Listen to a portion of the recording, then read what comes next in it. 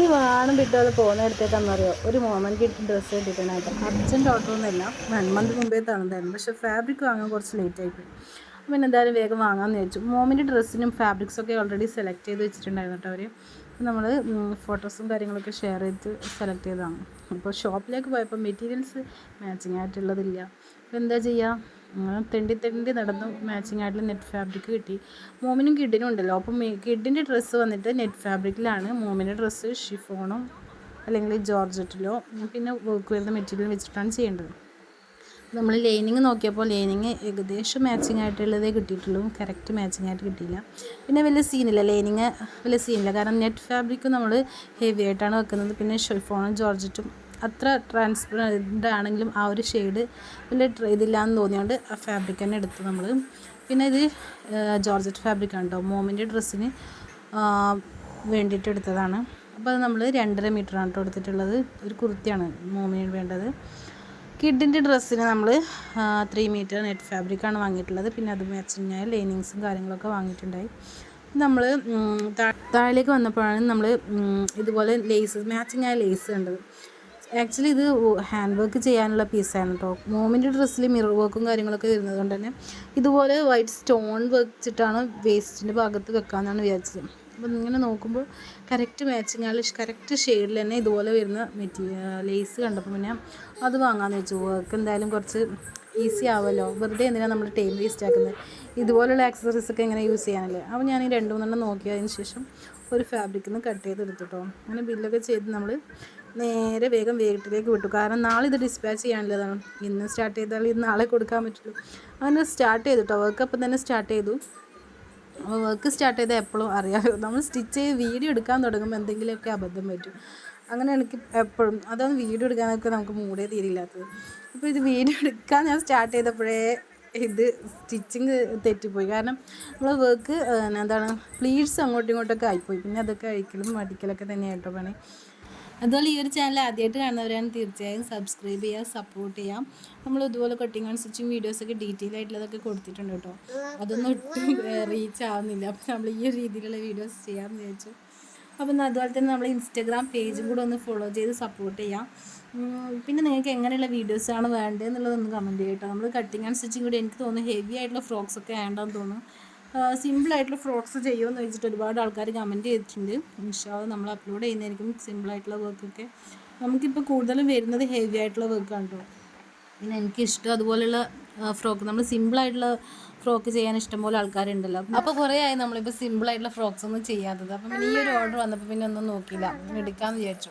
കാരണം നമ്മൾ പേജിൽ ഇപ്പോൾ എല്ലാം ഹെവി ആയിട്ടുള്ള വർക്കുള്ള ഫ്രോക്സുകളാണ് വരുന്നത്. അപ്പോൾ ആൾക്കാർ ചോദിക്കുന്നത് നീ സിമ്പിളായിട്ടുള്ള വർക്കൊന്നും ചെയ്യാറില്ലേ എന്നുള്ളത്.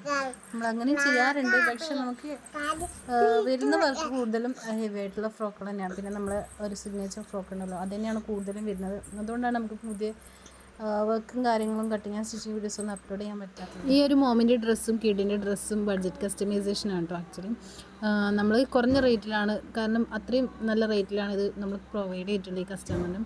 പിന്നെ ഇതൊരു ഫ്രോക്ക് വന്നിട്ട് എനിക്കൊന്ന് ഗ്രേസ് ബോട്ടിക്കിൻ്റെ റെഫറൻസ് ബുക്കാണ് തന്നിട്ടുണ്ടായിരുന്നു. അതിൽ അവർ ഹാൻഡ് വർക്കാണ് ഇത് കൊടുത്തിട്ടുള്ളത്.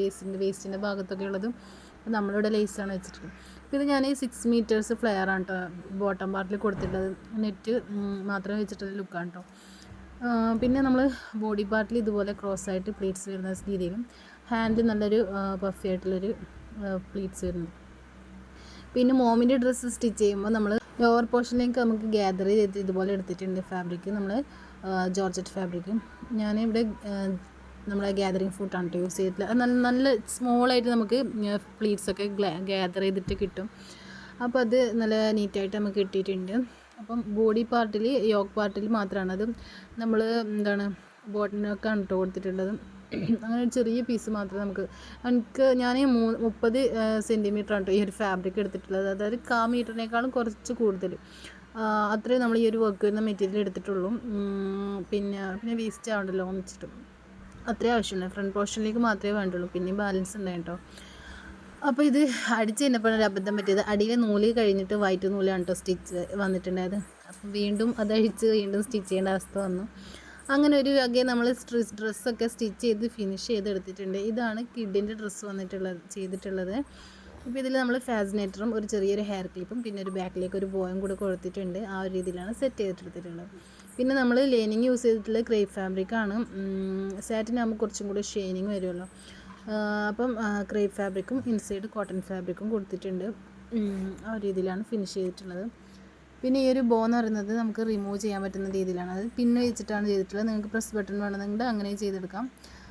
അപ്പം അതിൽ ഫാസിനേറ്റർ നമ്മൾ ഈ ഒരു രീതിയിൽ ചെയ്ത് ഫിനിഷ് ചെയ്തെടുത്തിട്ടുണ്ട്.